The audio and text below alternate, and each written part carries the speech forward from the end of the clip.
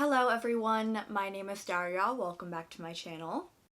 And my channel has seen quite an influx of new viewers and subscribers in the last few months to a year, so I thought that it was time that I introduce myself to all of you new faces and reintroduce myself to all of you who have been here for quite some time. So I asked you all to send me some questions, and like I said in my previous video on Bridgerton Season 2, a lot of the questions fell into either the Bridgerton related camp or pretty much anything else that you guys wanted to know. I tried my best to categorize all the questions that you guys sent me, but you know, with some of them you may just have to squint a little because they don't necessarily fit the category. And also, I couldn't get to every single question, so if you don't see your question, I apologize, but I still thank you for asking it, no matter what. The first category is all about my favorites and least favorites. And the first question I'm going to start with is, what are your 5 favorite books? Coming in at number 1. If you have known me for any length of time, I'm sure that you can say this one with me. 3, 2, 1, Pride and Prejudice. Okay, got that out of the way. Coming in at number 2, we have The Last Olympian. To this day, I have never read a book that has finished a series so well, particularly a fantasy series, okay? Fuck the Battle of the Bastards. Fuck any other battle you could ever think of in literature. The Battle of Manhattan, that is the only battle that matters. That is the only final showdown that I will ever recognize. Like, Hall of Fame status. Greatest ending to a series of all time. Debate with the wall. I don't want to hear it. Coming in at number 3, we have Normal People. Yes, before you ask, I do worship at the altar of one Sally Rooney. I am a card-carrying member of Sally Rooney Nation. Coming in at number 4, we have a recent favorite, which is Circe by Madeline Miller. Now, this is probably one of my most controversial opinions, which is that I think that Circe is better than A Song of Achilles. Like, I think it is objectively the better written book, the better plotted story, the more intriguing story, and I'm not gonna apologize for that. Because I'm right. Coming in at number 5, we have Rule of Wolves. Now listen, was this book fan servicey? Yes. Was it the most tightly plotted book? No. Did it have a lot of plot holes, and was it stretched just a bit too thin so that not every single character had a really, like, well-rounded arc? Also, yes. Do I also just, like, love the ever-loving shit out of this book? You betcha. Did I just say you betcha? You know what? Actually, fuck it. You betcha I love this book. I don't care about the plot holes. I don't care that it's fan servicey. I don't care about all the convenient things that happen. I don't care. Because this book was about Zoyalai. And if you have a book that's about Zoyalai, I'm there. Like, I'm just there. Like, I know that a lot of people know me for, like, my Darklina deep dives and reactions, but you guys haven't seen anything, okay? Once season 2 comes around of Shadow and Bone, and I get Nikolai and Zoya on screen, you're going to be sick to fucking death of me. I honestly, I think about it right now, and I am preemptively, ashamed of myself. The next person who asked a question obviously knows me very well, because they asked for my favorite book couple, apart from Darcy and Elizabeth from Pride and Prejudice. Like I said, they know me. Ooh, my favorite book couple. I'm looking at my shelves right now, being like, who's my favorite couple? Who's my favorite couple? I know you guys are probably expecting me to say Canthony, but the thing is, my obsession and, unhinged energy is reserved more for show Canthony than book Canthony, so I don't think I can say them because they asked book couple. So I'm just gonna go, and based on, I was talking about Percy Jackson, I'm gonna say Annabeth and Grover. They're like an OG ship. I have been in love with those two since elementary school. Yeah, Seaweed Brain and Wise Girl. Who doesn't love them? I'm sure that there's a couple people, but they know to keep their mouths shut. The next question is, who are your favorite authors? And I have 4 authors that I think I can very confidently say are my favorites because I've read at least 3 of their works and loved at least 3 of their works. Really passionately loved. And their books, at least one of them in some form, has, changed me, changed my reading tastes, made me think really deeply. That is kind of how I assess if someone's a favorite author. So number 1, obviously, is Jane Austen. Number 2 is Leigh Bardugo. Number 3 is Sally Rooney. And number 4 is Elizabeth Acevedo. The next person asked about my least favorite tropes. Now, coming in at number 1, We actually have one that I don't think I talk about as much, but that is the pregnancy trope. I can name like one book where I've read it and actually liked it and thought that it added to the story. Other than that, keep it for the epilogue. You know, like it's not my thing. Coming in at number 2, we have the miscommunication trope, but there are instances in which I think that this works. For example, in Normal People, Connell and Marianne suffer from like chronic miscommunication, and it's like a vital part of their characters and their relationship. So in that sense, I'm not mad at it. But like, I hate the thing when romance authors in particular, like the couple is happy and then in the final like 50 pages, they throw in some random miscommunication that was so easily avoidable just to like have a tiny bit of drama at the end. Like, why would you do that? So let me actually go ahead and amend what I said. I dislike the last minute miscommunication trope. So the next question is, what is your favorite thing about reading? And I won't lie, this very innocuous, very cute, adorable, fun question led me to have like a total existential crisis. Reading has become part of my routine now. Like, it's almost become a reflex, you know? And when something is so like ingrained in your day-to-day activities, I feel like I haven't really taken the time to think like, what is it that I love about reading in a long time? Like, I'm not gonna lie, I love having this channel, but a lot of times I'm just like trying to like get through books, especially when I'm doing videos, like reading a bunch of books in a small amount of time. It's hard for me to really sit there and focus on like enjoying the experience because I'm trying to read all these books before a certain deadline when I want to have the video out. So sometimes I feel like I do sort of lose touch with like just like the pure joy of reading, because my mind will often automatically go to, okay, how am I going to talk about this book in a video? Or what kind of video can I make that centers around my reading experience with this book? I'm definitely trying to work on that. You know, when I think back to when I used to just like read purely for pleasure when I was younger, I think what I really did enjoy, and it may sound cliche, it's just being able to escape for a little while. I just kind of loved, and still do,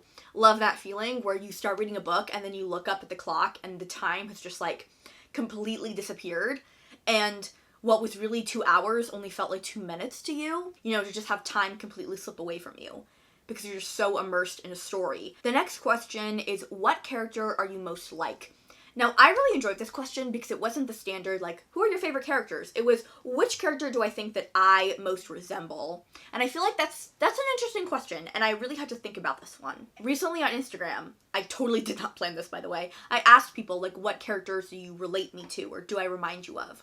And there were a couple, like, standard answers. Like, a lot of people said Elizabeth Bennet and Kate Sharma, and I will take those comparisons. Love it. But there were a few that surprised me, but I think definitely were truthful. One of them was, instead of Elizabeth Bennet from Pride and Prejudice, was Mr. Bingley.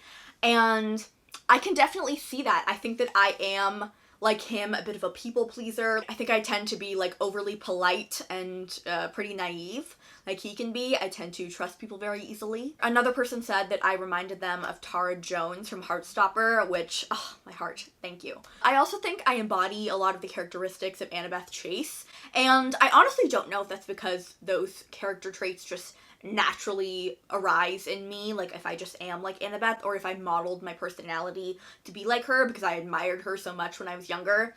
Who knows? Just like Annabeth, I am a perfectionist. I like things to be in control, particularly in my control. I do assume the leadership position, like just sort of by default. I tend to think that my way is the best way. It's not a great trait to have. It's not, but I do have it. The next question is all about my comfort movies, books, and TV shows that I always like to revisit. Now, I can't really think of books at the moment, but there are 2 shows that I'm always watching. Like, always. I am never not watching these shows, okay? They're always at least, like, playing in the background. And those shows are New Girl and BoJack Horseman. New Girl is my favorite sitcom of all time. I think arguably could say like my favorite show of all time, period. BoJack Horseman, there's just something about the show. I don't know if it's the way that it deals with mental health or the way that it manages to weave in like current events and politics in a way that doesn't feel like pandering to me and feels really nuanced. But especially when I'm not feeling great and I'm not in a good like mental health space, I'll often go back and watch that show.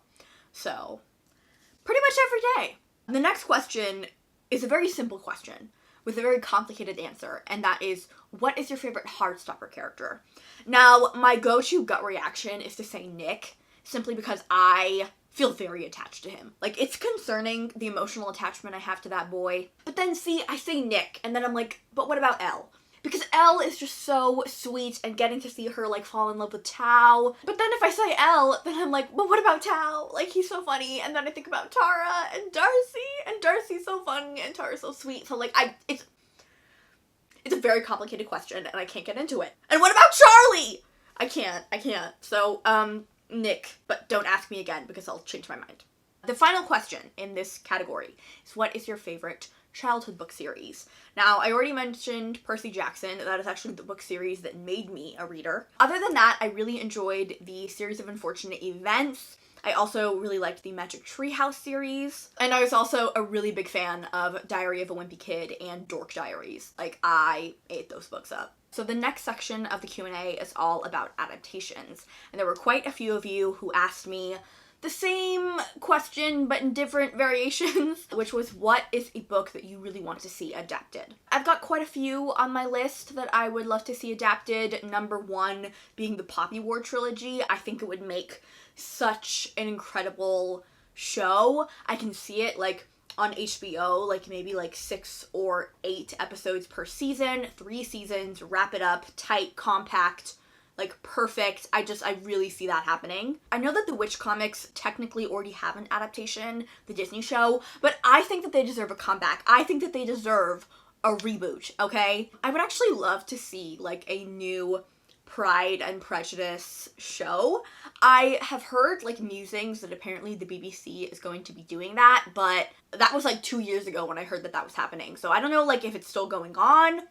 I'd like to see it. I think that the world deserves another good Pride and Prejudice adaptation. See, so many books that I love are already being adapted. For example, I want to say Aristotle and Dante discover the secrets of the universe, but that's already in the works. I want to say King of Scars and Rule of Wolves, but fingers crossed we're eventually going to get to that storyline in Shadow and Bone. Oh, I would love for the Last Hours trilogy to be adapted. I want to see a Persian actress bring Cordelia to life. Like, it's a need. It's deep-seated need. Like, imagine Maslow's hierarchy of needs. On the bottom is, like, food, shelter, water, and also, like, a real-life Cordelia Carstairs. The next question is, what book-to-movie adaptation have you enjoyed the most? I'm gonna give 2 answers here. One is an adaptation that I really enjoy and think was a very faithful adaptation. And 2, I'm going to talk about adaptations that I personally think are better than the source material. I know that everyone always wants to say that the book is better than the movie, but it's not true, folks. We need to mature beyond this old adage, because sometimes these movies are outdoing the books, and it's embarrassing, and we need to discuss it. When it comes to some of my favorite adaptations, if you've watched my channel, I'm sure that you could probably guess some of these. It would be the 2019 Little Women, the 2020 Emma movie, the Hunger Games movies, but particularly Catching Fire. Like, that movie is truly in a tier of its own when it comes to adaptations. Shadow and Bone, just based off the first season, it's a damn good adaptation, and even in some instances definitely elevates the source material. Atonement is a beautiful, wonderfully acted adaptation. Those are the only ones that are coming to mind at the moment. I'm sure that there's so many that I'm forgetting. But in terms of adaptations that I think are better than the book, number 1, Coraline. Coraline was born to be an animated film. Number 2, fairly obviously, Bridgerton Season 2. Kate and Anthony in the show blew Kate and Anthony in the book out of the fucking water. It's not a contest. It's not. I know you think it is, but it's not. I had a few people ask me what I think about the Percy Jackson adaptation coming to Disney+, what I hope to see, and I know that they're dedicating, like, a single season to the first book, so I honestly feel really confident that they're going to be adapting a lot of the important, like, plot beats in the book. I really want to see how they adapt the Medusa storyline. I love that part of the book. I'm really excited to see how they bring Camp Half-Blood to life. I couldn't pick a single thing. Like, I'm just excited for all of it, but I'm especially excited to see the Golden Trio together. Someone also asked me what I think about the casting. Now, I only know about the Golden Trio as of this moment, and I love every single one of them. I am so glad that we have a Black Annabeth Chase and a Desi Grover Underwood.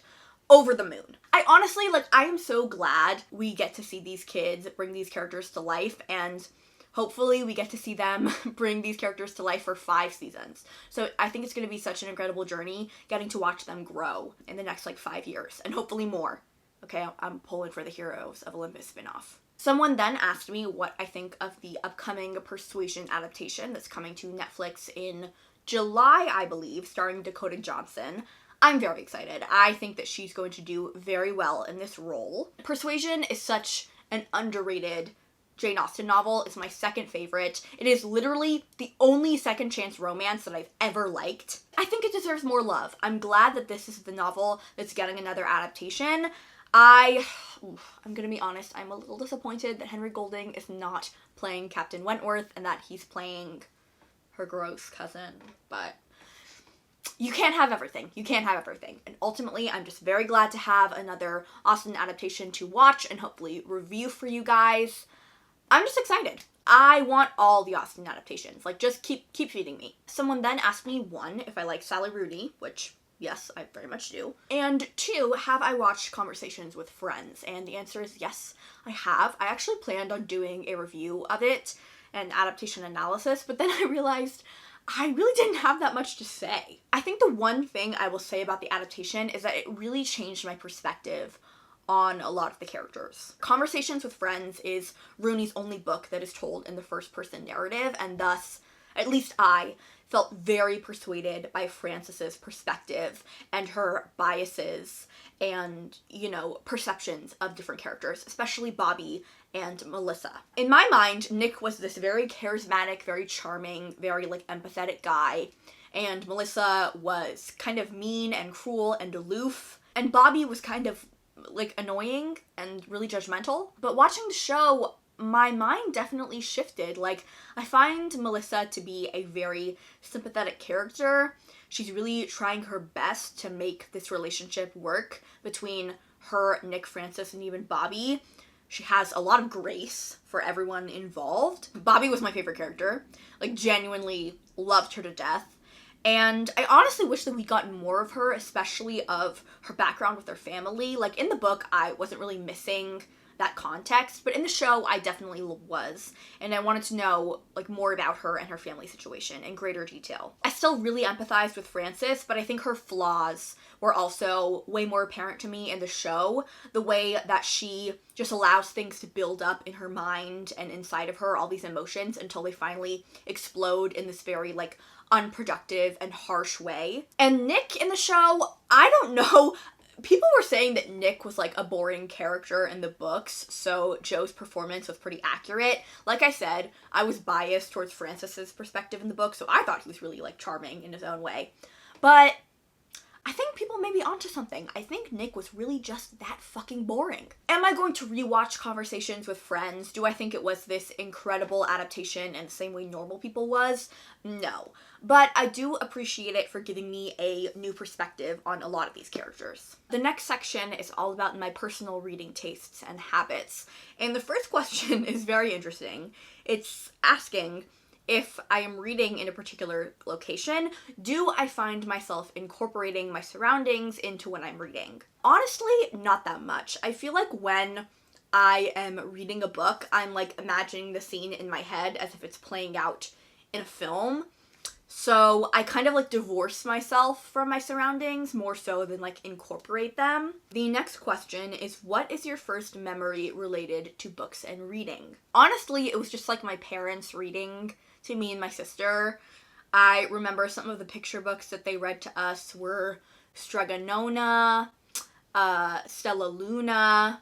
There was one about, I can't remember the title, but there was one about this fox who lost his tail. We read that really creepy book about the girl who gets stripes from eating lima beans, and then she turns into this really weird bed. That book was freaky. I don't know who allowed that book to be written for and read by children, but nightmares. My parents would read these books to me and my sister before bed, but then there were a lot of times my older sister would like climb into my bed because we shared a room, and she would read those books to me, and she would like copy the voices that my mom did. I honestly have to thank my sister for my current love of reading. She was the big reader in our family before I came along. Pretty much all the books that I read and loved were because she introduced me to them. She was always like lending me her books. Someone then said that when they read, they like to listen to spa music, and they asked if I have anything I like to do when I read or a special way that I read. I wouldn't say that there's like a special thing that I do, like a certain type of music I need to listen to when I read, or a certain place or spot that I have designated for reading.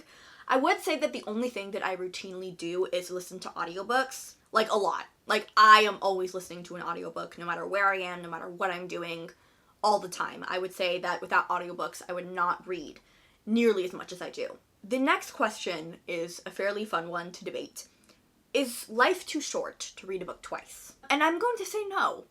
I think more and more as I get older that it's really quality over quantity. If there's a book that speaks to you, that you love, that you find yourself going back to time and time again, I actually think that that's a really beautiful thing. I've noticed that a lot of the books that I've reread, I appreciate so much more the second, third, fourth time around, especially if I've read them at different points in my life. So many books that I've reread, I read them once, like let's say for school, in high school when I was being forced to, and then I've revisited them on my own time when I'm older. I've grown to love so many of those books. Some of them have become favorites. So no, I think that rereading is actually like a really great thing, and I encourage people to do it. So someone asked me 2 questions, which is how do you decide what to read next, and do you read several books at the same time? For the first question, it really just depends on my mood. I tend to do this thing where I move through a cycle of genres.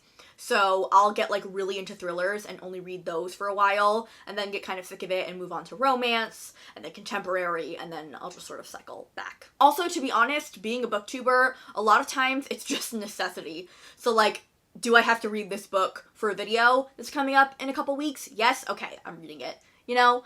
So, not a very fun answer, but a truthful one nonetheless. As for reading several books at a time, I honestly prefer not to, and I don't think I've ever read more than 2 or 3 books at a time. I just tend to get confused, and I've always been that kind of person who likes to completely finish one task, one thing, before moving on to the next. So I don't really read books all at the same time. The next section of questions is all about my YouTube channel, and the first question is, why did I start this channel in the first place? I've told this story a couple of times, but I discovered Booktube in 2013 and pretty much immediately wanted to make a channel of my own, but didn't really feel like I had the right skill set. I was, I think, only in my like first or second year of high school, so I don't know, it just, I didn't want to do it. Most of all, I was just scared, and for the longest time that fear held me back. And then eventually, was it 2016, 2017 when I started this channel, I just kind of got to the point where I was sick of it. I was sick of like holding myself back and not doing something that I really wanted to do. So I started this channel, and I kind of like waxed and waned when it came to my dedication to it. I would say it's only been the last like year and a half, 2 years that I've had this channel that I've really like put in the work and the effort. And yeah, I'm really proud of this like little space that I've created on the internet. And I'm thankful you guys are here too, to join me. Someone then asked me if I would do more TV and show reactions. And this is actually something that I've been considering. I feel like I'm kind of in this limbo state right now where I'm not really sure like what direction I want to take my channel in. My reactions to Shadow and Bone and my reactions to Bridgerton have garnered a lot of attention and, you know, gotten me a lot of subscribers. And not only that, it's something I genuinely enjoy doing. I love reacting. I love getting to like scream and, you know, fan myself and have all these genuine reactions that I don't usually get to display when I'm watching TV with other people. I do them all the time when I'm alone, honestly. Like, I don't think I want to turn my channel into like a full-blown reaction channel. I do want to be more centered on like bookish content, but I think I definitely want to pivot more towards talking about book to film and TV adaptations. I kind of want that to be like my thing. Luckily for me, book to film and screen adaptations are very popular, and it feels like they're being churned out every 5 minutes. So there's going to be no shortage of content for me to make. Yeah, I think that that's really what I want to focus more on, the adaptation analyses and potentially reacting to other adaptations as they come. Yeah, just expect me to talk a lot more about adaptations on this channel. The next question is one that I didn't even think anyone would ask, but I'm very glad that someone did. Is there a video that you've been meaning to make that has been pushed back due to the pandemic? The answer is yes. But I can't totally blame the pandemic. It's also just been me and my laziness. My Battle of the Austen Adaptation series, I'm halfway done with it, and I just left it, and I kept promising people that I was going to do the next installment, and it's still not here. How many months later? I really need to get back on those, like, ASAP. I definitely had plans to do a lot more reading vlogs, but those take a long time, and I don't think I'm the kind of person who's, like, really that good at vlogging, so I honestly don't know if those videos are going to get made. The next question I was asked is one that I, like, seriously appreciate being asked, because it, like, forced me to think about, like, you know, what it is to be a YouTuber and my relationship with you guys as, like, viewers. The question is, what boundaries of yours would you like your viewers to keep in mind when interacting with you? This question sent me into a spiral, because I was like, it had me thinking about, like, okay, like, what's my relationship to my viewers? Like, what do I want this space to be? How do I want to interact with people? What is my purpose here on this planet? Why am I doing this? There's a group of you guys who, like, come back and comment fairly regularly, including the person who left this comment, and I recognize you guys. I recognize your profile pictures and your names, and I feel like we have, like, a really good rapport, and I, like, so appreciate that. I appreciate it so much, especially when I have people who comment who disagree with me, and they, like, present their argument, and then we can kind of go back and forth. Like, that is really what I do this for. I wouldn't say I love arguing, that's not the word. Like, I love, like, persuasive arguments. Am I making sense? Like, I love having that back and forth with you guys. I think, honestly, I personally haven't encountered anything that extreme, and when I do, it's, like, so ridiculous and out there that I just, like, delete the comment. I would say the comments that really bug me, and now I'm just going on a tangent now.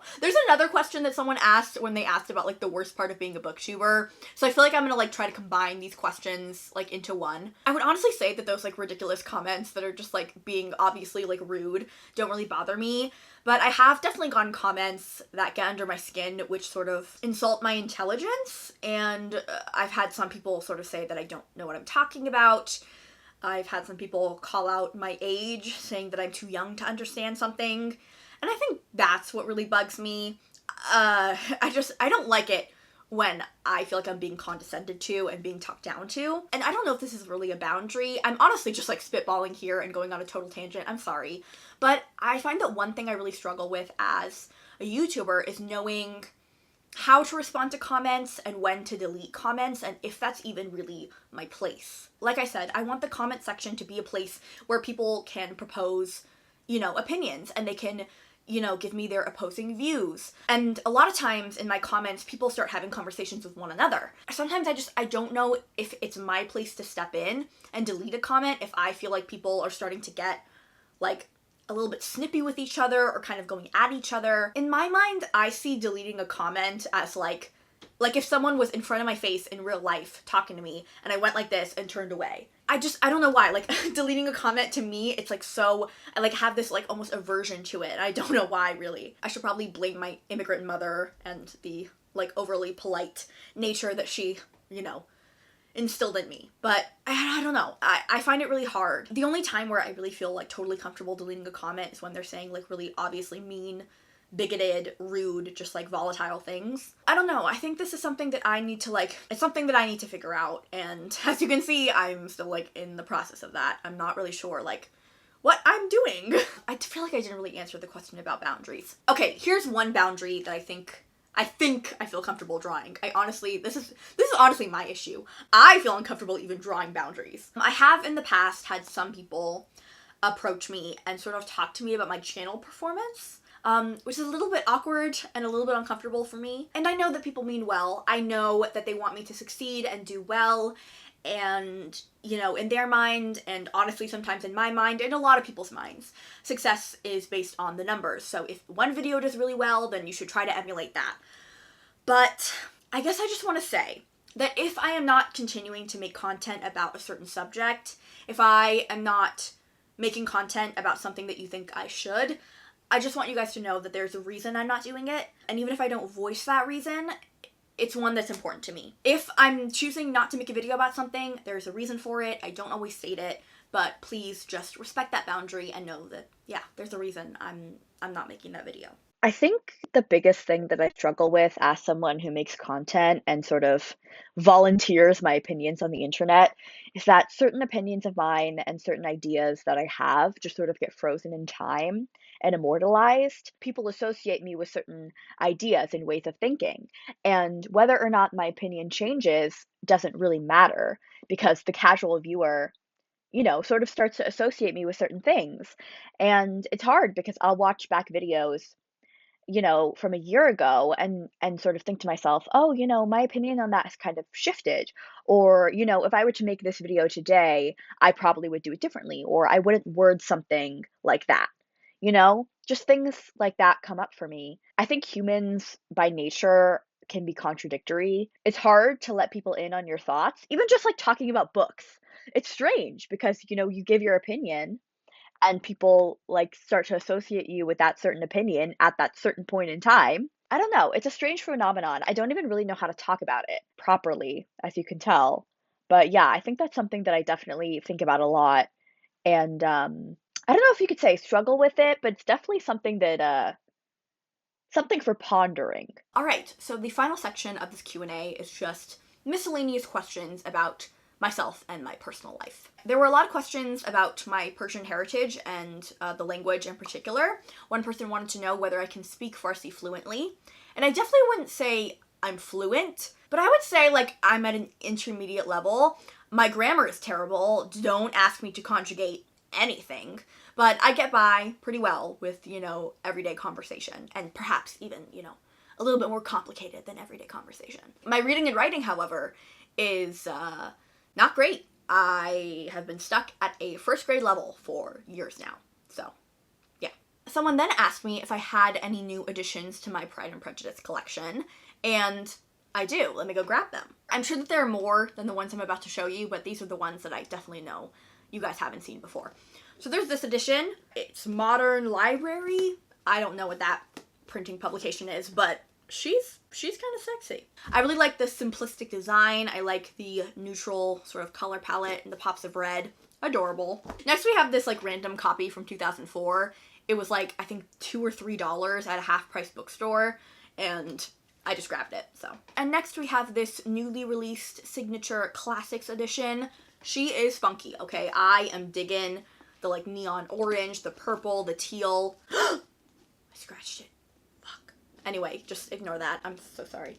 Yeah, she's kind of stunning. I'm digging this orange. So next, someone wanted to know about my experience on the Tamron Hall show. For those of you who don't know, I was reached out to during the start of Bridgerton Season 2 by the Tamron Hall show, a very popular talk show with, you guessed it, Tamron Hall. She was having Simone on her show right after Bridgerton Season 2 came out, and they just emailed me. They probably like found my channel through my trailer reactions.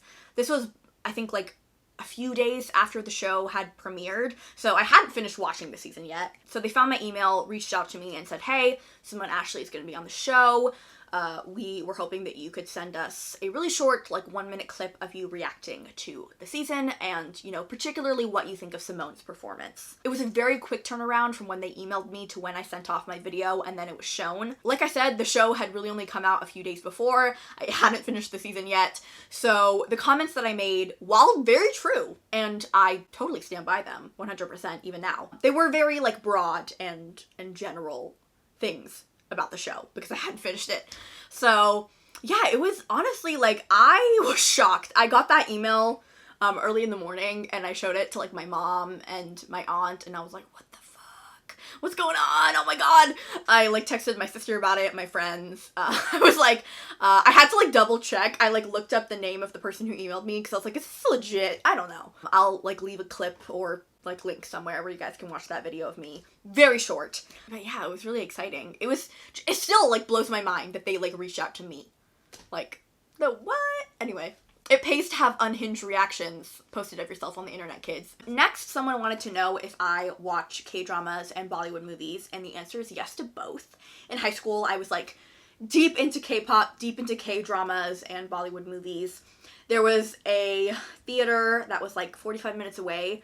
It was the only theater that played like up and coming Bollywood movies, and I would always go there. My favorite K-drama of all time, I still rewatch it whenever like I need to pick me up, is Weightlifting Fairy Kim Bok-joo. So much serotonin. So much serotonin and dopamine every time I even think about that show. I also love Reply 1997. That was the first K-drama I ever watched, and it truly set the standard. It is the only K-drama that I have on DVD. I'm looking at it right now. It really spoke to the fangirl in me. A lot of what happened with the main character really mirrored my experience being like a One Direction stan and a K-pop stan, obviously, so I just love that show. As for Bollywood movies, I have so many favorites. The first one I ever watched, and to this day it is a forever favorite, is Band Baja Bharat. I think that Ranveer Singh and Anushka Sharma were magic in that movie. I still think that they are some of the most talented actors working in the Bollywood scene. Other movies that I love, Job We Met,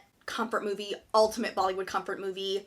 Anything with Shah Rukh Khan and Kajol, but especially Kuch Kuch Hota Hai. Love it. Love it. The cheese, the camp, injected into my veins. Also, anything with Alia Bhatt and Varun Dhawan. I hope I'm pronouncing that right. I'm sure I'm missing so many, but those are some of my favorites, as well as some of my favorite actors that I mentioned. Also, Ram Leela. I cannot believe I was about to forget Ram Leela! Oh, incredible. Ranveer Singh and Deepika Padukone. The fact that they're married in real life kills me. I love it. I love it. That movie is like so visually stunning, and they are also visually stunning to look at, but also like so good together. Incredible movie. Incredible movie. Best Romeo and Juliet ever. The next person wants to know what curly hair products I use, and it depends on the day. Typically, I use the Acure shampoo and conditioner. As for my styling products, I use this Argan Oil leave-in conditioner.